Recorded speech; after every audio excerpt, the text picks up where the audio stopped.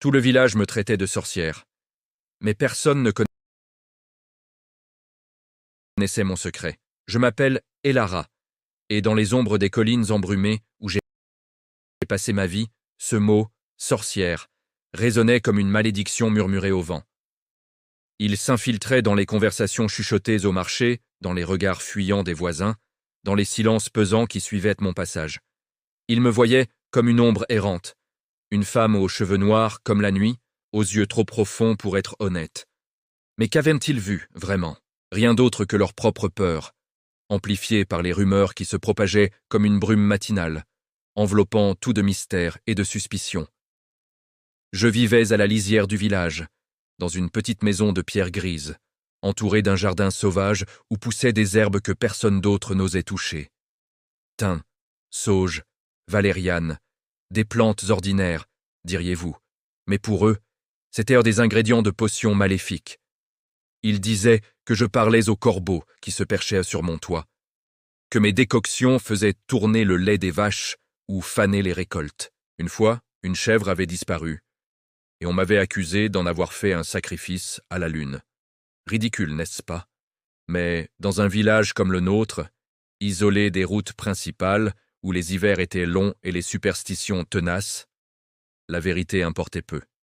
L'injustice naissait de la peur, et la peur, elle, grandissait dans l'isolement. Mon isolement avait commencé bien avant les rumeurs. Enfant, j'étais déjà différente. Ma mère, une femme aux mains douces et au sourire rare, m'avait élevée seule après la mort de mon père, emportée par une fièvre que nul ne pouvait guérir. Elle m'apprenait les secrets des bois, comment identifier les baies comestibles, comment soigner une plaie avec une feuille de plantain écrasée. « La nature est notre allié, Elara », me disait-elle d'une voix basse, comme si les arbres pouvaient nous entendre. Mais le village la craignait déjà, elle aussi. Il murmurait qu'elle avait un don ou une malédiction pour guérir les maux invisibles, ceux qui touchaient l'âme plus que le corps.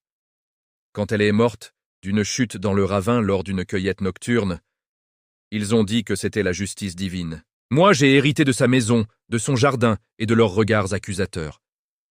Les années passaient, lentes comme un ruisseau gelé en hiver. Je me tenais à l'écart, ne descendant au village que pour troquer mes herbes contre du pain ou du tissu. Chaque fois, je sentais leurs yeux sur moi comme des aiguilles froides. La vieille Martha, avec son châle usé et ses lèvres pincées, était la pire. Elle avait perdu son mari des années plus tôt, et elle jurait que c'était à cause d'un regard que je lui avais lancé enfant. « Cette fille porte le mal en elle », clamait-elle aux lavandières au bord de la rivière. Et les autres hochèrent la tête, ajoutant leurs propres histoires. Un enfant fiévreux qui avait guéri après avoir bu ma tisane, mais qui ensuite avait fait des cauchemars. Une récolte abondante dans mon jardin pendant une année de sécheresse, preuve évidente de pacte avec des forces obscures. L'injustice de tout cela me rongeait de l'intérieur, comme un feu couvant sous la cendre. Pourquoi moi? Je n'avais jamais fait de mal à quiconque, au contraire, j'aidais en secret. La nuit, quand le village dormait, des ombres venaient en frapper à ma porte.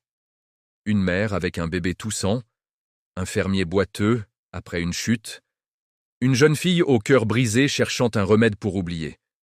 Je les soignais avec ce que la nature offrait, sans demander de paiement autre que le silence. Mais le silence n'était jamais total. Les rumeurs filtraient, se déformaient et revenaient me hanter.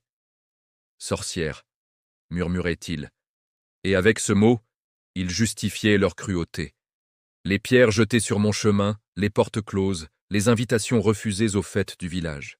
Un soir d'automne, alors que les feuilles rougissaient comme du sang séché, l'injustice a pris une forme plus tangible. Le fils du meunier, un garçon robuste nommé Thomas, est tombé malade. Une fièvre violente, des convulsions qui le secouaient comme une poupée de chiffon. Sa mère, désespérée, est venue me voir en cachette. « Aide-le, Elara, je t'en prie », a-t-elle supplié, les yeux emplis de larmes.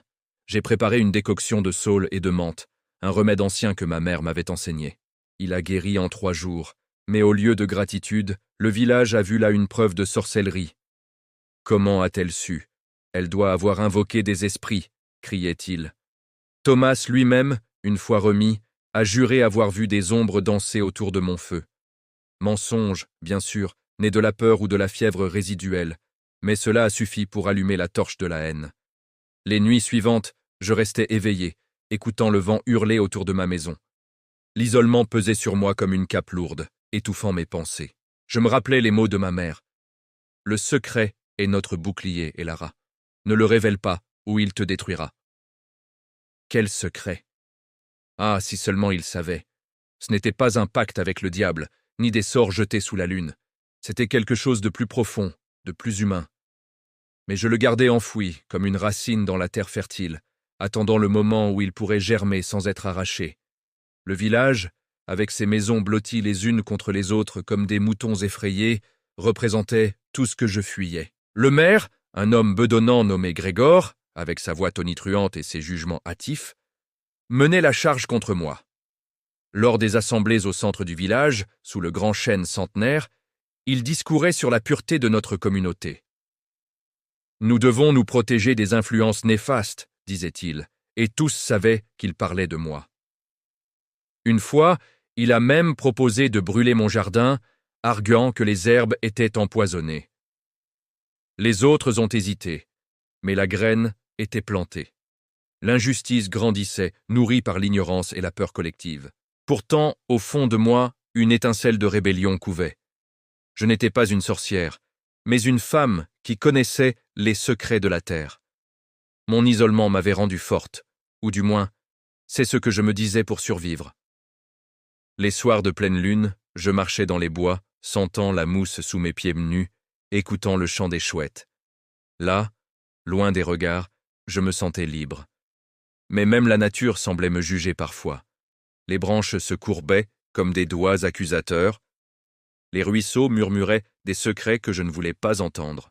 Un hiver particulièrement rude a exacerbé les tensions. La neige tombait en flocons épais, isolant le village du monde extérieur. Les provisions s'amenuisaient et les maladies se propageaient.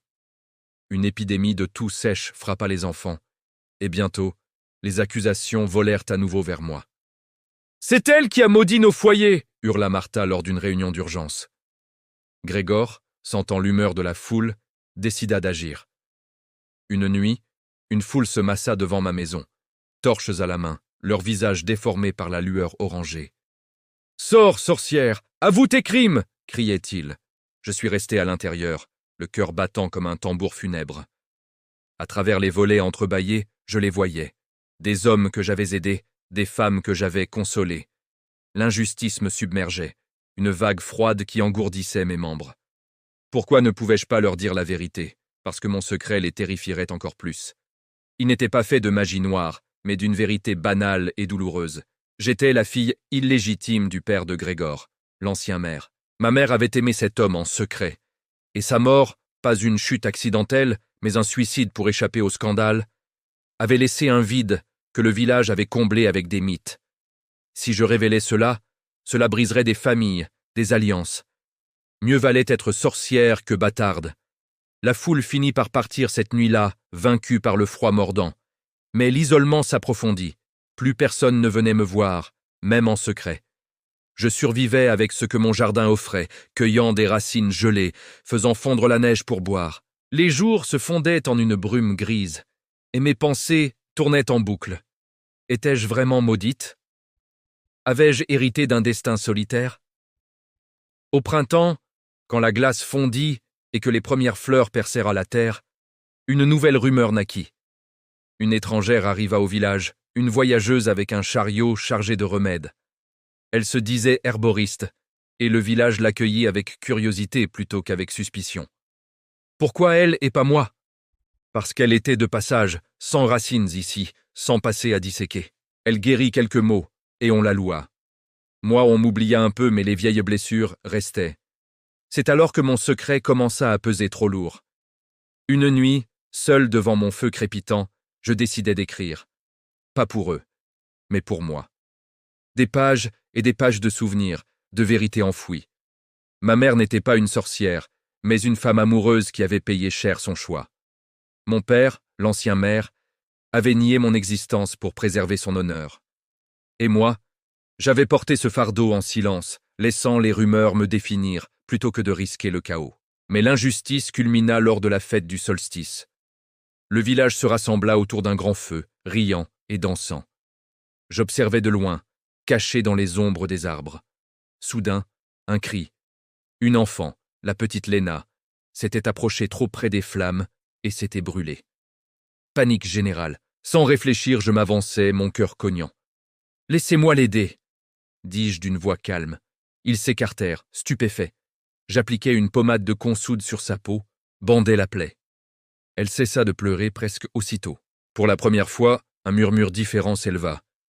Gratitude, peut-être, mais Martha brisa le moment. « C'est un sort, elle veut nous tromper !» Grégor hésita, mais la foule était divisée.